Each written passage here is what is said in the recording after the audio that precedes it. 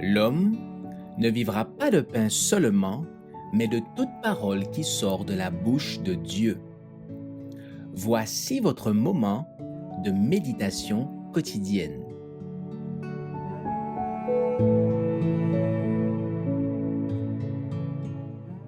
Le symbole visible de l'Alliance, le 31 mai.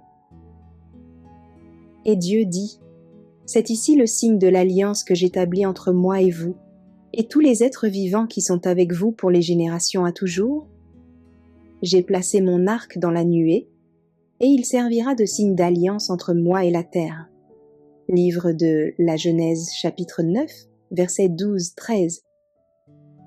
Le bel arc-en-ciel multicolore placé dans la nuée, comme le symbole de l'alliance entre Dieu et l'homme, témoigne d'une réelle compassion envers l'homme perdu. Le Seigneur avait prévu que les enfants des générations futures verraient l'arc dans la nuée. Leurs parents leur expliqueraient que le déluge avait détruit l'ancien monde à cause de la méchanceté des gens. Alors le Très-Haut avait placé l'arc dans la nuée pour certifier qu'aucun autre déluge ne détruirait la terre. Ce signe dans la nuée devait renforcer la confiance de tous, ancrer leur espoir en Dieu, car il témoignait de la miséricorde et de la bonté divine envers l'homme. Un arc-en-ciel est représenté dans les cieux autour du trône et au-dessus de la tête du Christ pour symboliser la miséricorde dont Dieu entoure la terre.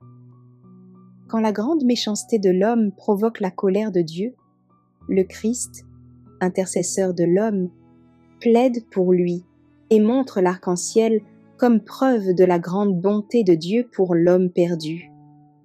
Les anges se réjouissent de contempler ce précieux témoignage de l'amour de Dieu envers l'homme.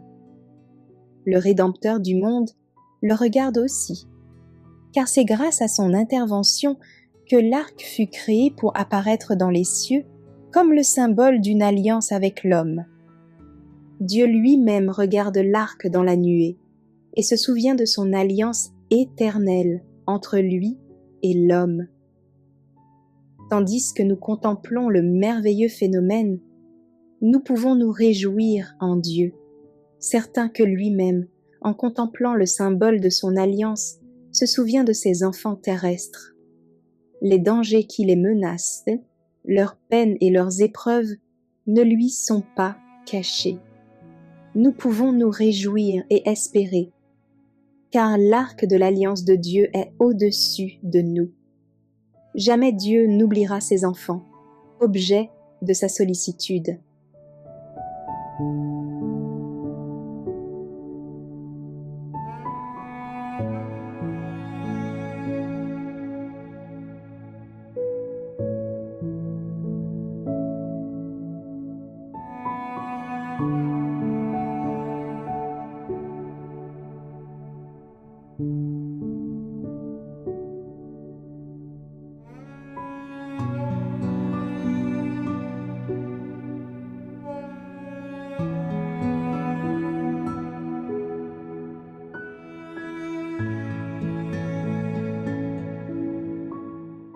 Merci d'avoir écouté cette présentation.